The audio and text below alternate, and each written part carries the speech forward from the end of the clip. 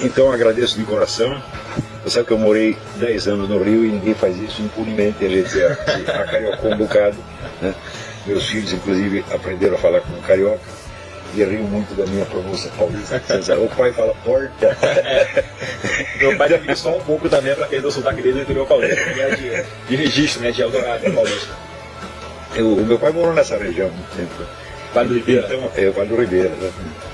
Então, olha, agradeço muitíssimo, né, a Assembleia Legislativa e, sobretudo, agradeço àqueles que votaram em mim, aprovaram, apesar da discordância. Eu achei, na verdade, eu achei um gesto muito nobre deles, né? Isso é uma coisa que está fora de moda no Brasil. Quer dizer, você aceitar tratar o seu adversário político como se fosse gente. Porque a norma é tratá-lo como se fosse coisa, né? Por exemplo, agora nós temos essa Comissão da Verdade, que fica, né, chorando torrentes de lágrimas pelos terroristas mortos e não diz uma palavra de conforto, uma palavrinha de conforto às vítimas do terrorismo. Para eles, assim, não se fala disso, isso não é gente, isso a gente joga na lata de lixo da história. Quer dizer, desumanizar, deformar completamente a imagem do adversário se transformou em moda. E uma nova geração que já foi educada dentro disso acha isso inteiramente natural. Como acha natural haver uma unanimidade esquerdista. Você vê, durante a famosa ditadura, né, que esforço fez o governo para eliminar a esquerda política? Nenhum, ao contrário, né? Tem até o estudo do Ricardo Vélez Rodrigues mostrando como a intelectualidade esquerdista foi protegida pelo governo nas universidades durante o tempo da ditadura.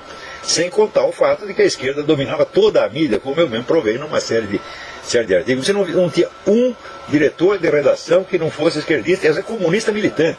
Isso durante a ditadura. Ou seja, muitos ficaram ricos disso. Claro, subiram na...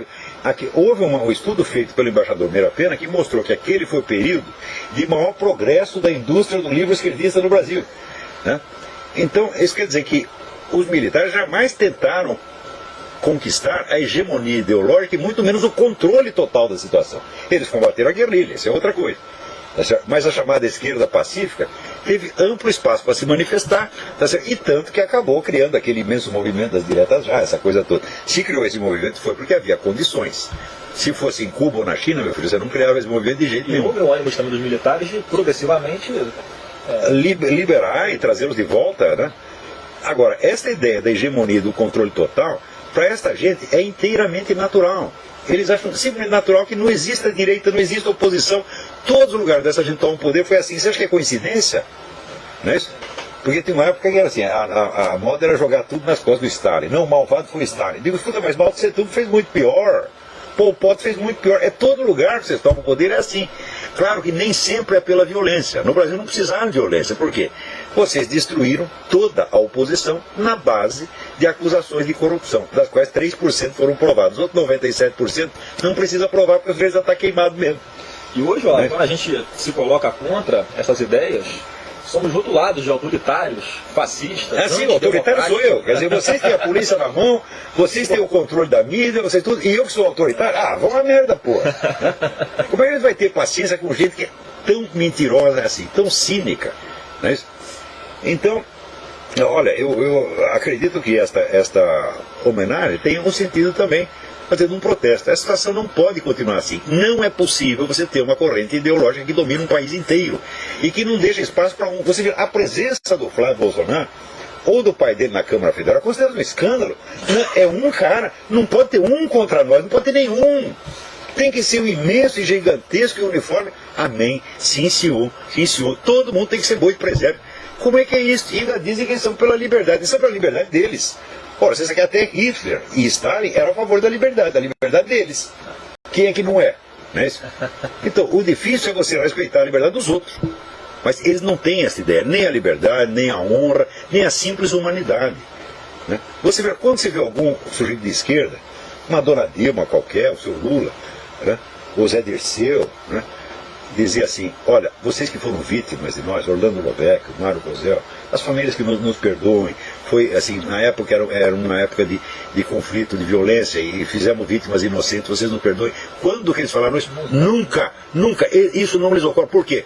São psicopatas, no sentido mais técnico e científico do termo. Repito, este pessoal da guerrilha e os líderes que nos conduzem hoje são psicopatas. Leiam o livro do psiquiatra polonês Andrzej Lobachevsky, que se chama Political Ponerology. Poneros, em grego, é o mal. Então, é o estudo psiquiátrico do mal. Você vê lá a descrição da personalidade psicopática, é a dona Dilma, é o seu Zé Dirceu, são todos esses, é o seu Franklin Martins, são pessoas que não têm os sentimentos humanos normais. O sentimento humano normal é transformado pelo espírito de autoproteção mafiosa. Só nós somos humanos. E são esses, Olavo, que estão no poder hoje e que querem reescrever a história com essas comissões da verdade. Tem a federal que está instalada, tem as estaduais, claro, que é tudo baseado, tem até a comissão, na verdade, municipal. Tudo baseado em mentira e ocultação. Eu já provei isso 1000 vezes, pô. Eu já mostrei como é que esse pessoal faz história, pô. Eles ocultam o documento. Por exemplo, ninguém pesquisa o seguinte: esses brasileiros todos que foram para Cuba exerceram cargos no governo mais repressivo e violento e torturador que tem na América Latina. Enquanto não investigarmos as atividades desse pessoal em Cuba, não saberemos o que se passou. Teve uma aprovação, Olavo, de que eles queriam tudo no nosso país em 64, menos instalar uma democracia.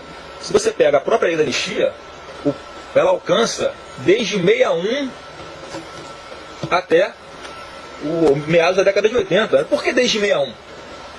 Se eles próprios dizem que a guerrilha começou em 64. Antes. Porque, então existia uma guerrilha num período que existia uma democracia. E como é que você explica então que havia toda essa orquestração, todo esse treinamento na Universidade de Pequim, na Coreia do Sul, na Coreia do Norte? Para quê? Se já existia uma democracia aqui. Obviamente vai plantar uma ditadura. Por que será que o governo chinês, o governo de Cuba, né, os maiores ditadores que tinham no mundo, estão tão interessados na democracia brasileira, em defender a democracia no Brasil? O que o Brasil tem de tão especial? Porque os caras que gostam tanto de ditadura na sua própria terra quisessem uma democracia na nossa. É uma coisa tão hipócrita, tão imbecil, que nem merece ser discutido. Né?